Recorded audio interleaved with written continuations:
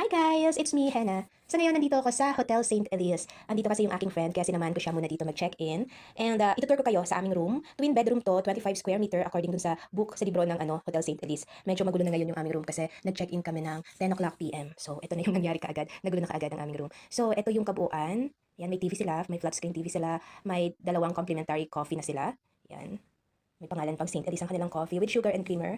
And kung gusto mo ring mag-init ng water, nandiyan, meron naman silang heater. And of course, ang aming breakfast ticket para bukas. 6:30 to 8:30 ang kanilang breakfast. Free na yun, guys. And ay syempre, yan ang proof ng aming security deposit. May security deposit palagi ang mga hotel.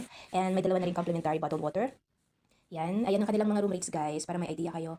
Pero minsan nababago-bago yan, depende kung may mga promo sila. Kami naman kasi nag-book kami sa Agoda. So yan, tapos meron naman silang mga ano dito, pwede nyo sulatan in case may mga gusto kayong isulat. And recommendations, yan, meron sila. And yan yung kanilang libro, nakalahati lang yung nabasa ko.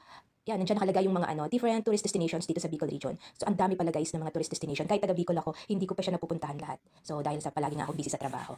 So ayan, meron din silang ref, mini ref na kung sakaling may mga foods kayo na pwedeng ilagay dyan, pwede. May mga empty cabinet sila na pwede nyo itago yung mga importante nyong gamit dyan kung sakaling lalabas kayo. And meron din silang safety box dyan. Pwede nyo ilagay yung inyong mga jewelries and money kung sakaling lalabas kayo at ayaw nyo magdala sa labas. So ngayon, itutour ko naman kayo sa kanilang CR para makita nyo naman ang kanilang CR. So ayan siya. CR nila, maliit lang. May shower room. Yan. May basurahan talaga sila na native pagkakagawa. Yan ang kanilang shower room. Hot and cold na yan guys.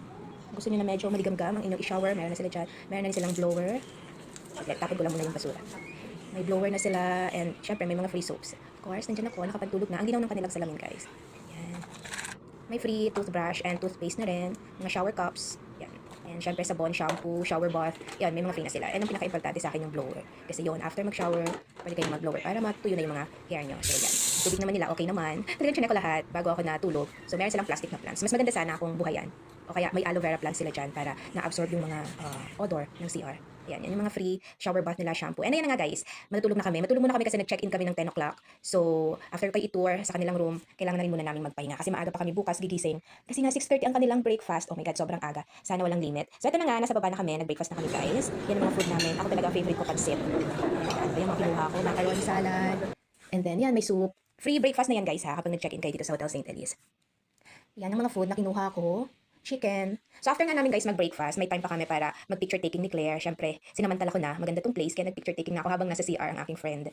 So yan, pagkalabas niya, nag-join na siya sa amin. Orang-ora talaga kami dito. Kasi 12 o'clock na yung check-out namin. Overnight lang kami dito. Kasi may lakad pa kami sa hapon. Imimit pa namin yung aming teacher na friend, si Ma'am Liz, na galing Manila. Ayan, nagkukwentuhan kami habang pinapatay namin yung oras kasi maaga pa naman dyan. At the same time, nag-yoga na rin kami. So ayan guys, check out time na namin. Nag-check out na ako. Pero picture taking muna kami. And ayan, na-meet namin yung aming